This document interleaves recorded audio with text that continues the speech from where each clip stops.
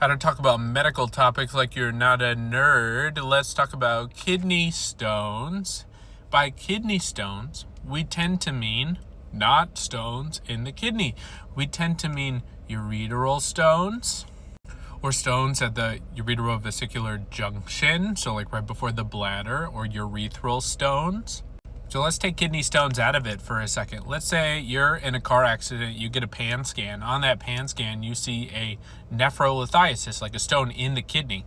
And I will tell a patient, you have kidney stones, but not in the way you think. You have a stone in your kidney. It doesn't hurt because it's not obstructing anything.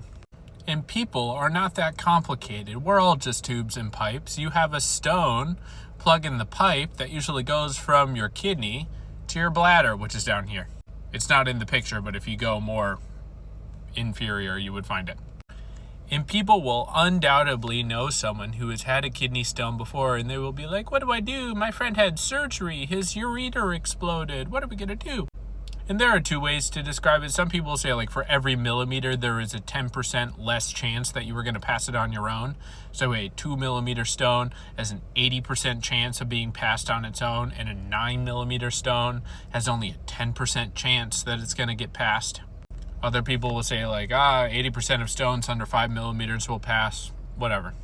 So let's say, for example, you have a patient with a 3 millimeter stone and it is infected. I will say, this is an infected stone.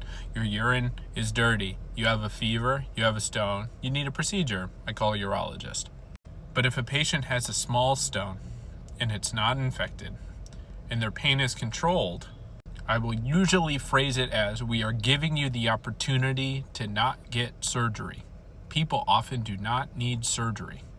I try to send people home when I can, but I manage expectations. You are going to have pain. There are different things to treat that pain.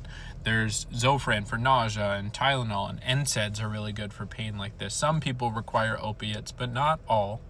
For some people within the hospital, nerve blocks can be really good for renal colic.